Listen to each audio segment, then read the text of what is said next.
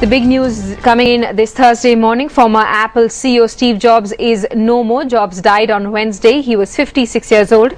Apple announced his death late on Wednesday night. Jobs had been battling with cancer and other health issues for several years. He had a rare form of pancreatic cancer. The Silicon Valley icon, who gave the world the iPod and the iPhone, resigned as CEO of the world's largest technology corporation in August this year, handing the reins to current chief executive Tim Cook. Today, Apple is going to reinvent the phone. Steve Jobs was a modern-day Thomas Edison. You can do multi-finger gestures on it. Stephen Paul Jobs was born in San Francisco. He developed an early interest in computers, going to after-school lectures at Hewlett-Packard. After high school, he attended Reed College, but only for one semester. At just 20 years old, he started Apple Computer in his garage with friend Steve Wozniak.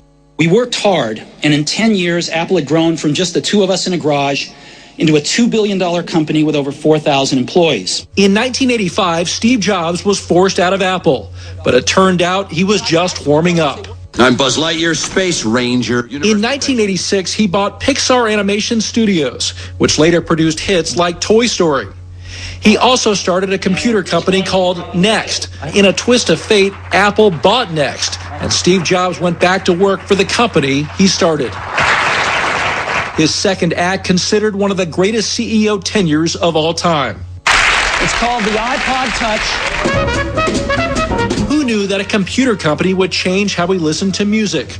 Steve Jobs introduced the iconic iPod, Just slide it across, boom. the iPhone, and later what some believe would be his grandest achievement, the iPad. Steve Jobs' legacy can be found in his devices, long on aesthetics and attention to detail. He followed his heart, and with his technology, We are calling it iPhone. changed the world. Well, Apple is now a very well-oiled machine with Tim Cook. I think what you may miss in the future is the visionary.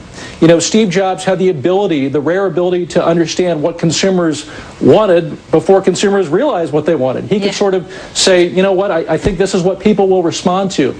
The question is whether somebody can fill those shoes and really be able to gauge public interest before the products reach the marketplace.